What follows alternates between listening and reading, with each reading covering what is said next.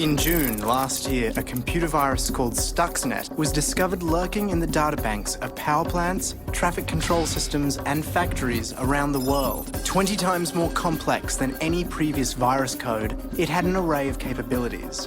Among them, the ability to turn up the pressure inside nuclear reactors or switch off oil pipelines, and Stuxnet could tell the system operators everything was normal.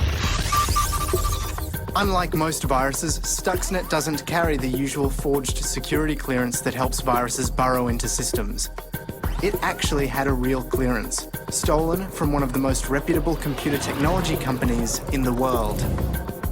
It exploited security gaps that system creators are unaware of. These holes are known as 0 days, and the most successful viruses exploit them. The details of a 0 day can be sold on the black market for $100,000. Stuxnet took advantage of 20 0 days. But once it got into a system, it didn't always activate. Buried deep in the Stuxnet code was a specific target. Without that target, the virus remained dormant. What was it looking to shut down? The centrifuges that spin nuclear material at Iran's enrichment facilities. Stuxnet was a weapon, the first to be made entirely out of code.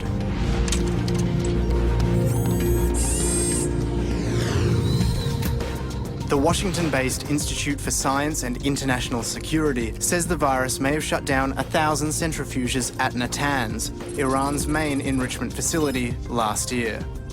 In November, the International Atomic Energy Agency, the UN's nuclear watchdog, said Iran had suspended work at its nuclear facilities without explaining why. Many observers credited Stuxnet. Last month, the Iranian government conceded the virus's infection of the Bashir nuclear facility, still under construction, meant that switching the plant on could lead to a national electricity blackout. Iran has responded to the attack with an open call for hackers to join the Iranian Revolutionary Guard and has reportedly amassed the second largest online army in the world.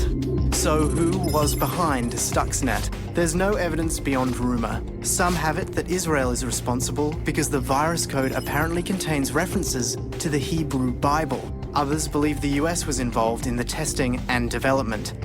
The finger has even been pointed at Siemens mobile phone company, whose software is used by the Iranian regime.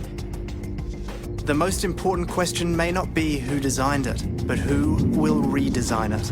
The evolution has been so fast that 9 months after its detection, the first virus that could crash power grids or destroy oil pipelines is available online for anyone to download and tinker with.